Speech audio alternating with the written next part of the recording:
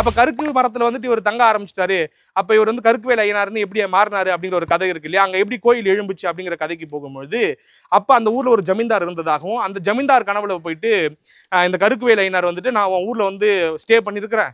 நீ வந்து எனக்கு ஒரு கோயில் எழுப்பணும். இந்த மாதிரியான கதையை நம்ம நிறைய இடங்கள்ல கேட்டிருப்போம். நிறைய திரைப்படங்கள்ல பார்த்திருப்போம். பொதுவா வந்து அந்த ஊர்ல இருக்கக்கூடிய பெரிய மனிதர்கள் கனவுல போயிட்டு இந்த சாமிகள் வந்துட்டு அருள் வாக்கு சொல்லுவாங்க.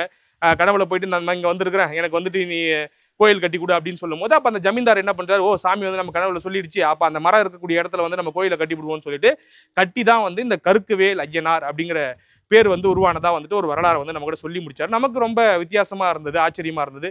என்னடா அது கருக்குவேல் ஐயனார்னு சொன்ன உடனே நம்ம வேற ஏதோ யோசிச்சு பார்த்தோம். கடைசியில பார்த்தா ஒரு மரத்துல இவர் குடியேறினதால அவருக்கு இந்த பேர் வந்திருக்குது அப்படின்னு சொன்னபோது நமக்கு ரொம்ப ஆச்சரியமா இருந்தது. இதுக்கப்புறம் பாத்தீங்கன்னாக்கா அந்த மன்னர் வந்து பாத்தீங்கன்னாக்கா கருக்குவேல் ஐயனாரோட ரொம்ப தன்னை தொடர்பு படுத்திக்க ஆரம்பிச்சிட்டாரு. ஏன்னா வந்து டைரக்டா தன்னுடைய கனவுல சொன்னதும் அங்க கோயில் கட்டினதும் அப்படி இல்லாமல் டெய்லி வழிபட ஆரம்பிச்சிட்டாரு. அங்க போயிட்டு வழிபடுறதுமா அந்த சாமியை கொண்டாடுறது மட்டும் இல்லாம தங்களுடைய பிள்ளைகளுக்கு தனக்கு பிறக்கக்கூடிய மகன்களுக்கெல்லாம் வந்துட்டு என்ன பண்றாருனாக்கா பேருமே வந்து ஐயனார் அப்படின்னு சொல்லி முடிக்கிறாரு. இப்போ உதாரணத்துக்கு உங்க பேர் வந்துட்டு சுதர்சன் அப்படின்னு இருந்துச்சுனாக்கா சுதர்சன் ஐயனார், இல்ல வந்துட்டு பழனி ஐயனார் அப்படின்னு சொல்லிட்டு சர்நேம் வந்து ஐயனார் அப்படின்னு வைக்க ஆரம்பிச்சிட்டாரு. அப்ப இப்படி வந்து ஒரு பாரம்பரியத்தை அந்த ஊர்ல வந்து டெவலப் ஆக ஆரம்பிச்சிருச்சு. அந்த ஜமீன்தார் மூலமாக ஃபார்ம் ஆக ஆரம்பிச்சிருச்சு அப்படின்னு சொல்றாங்க.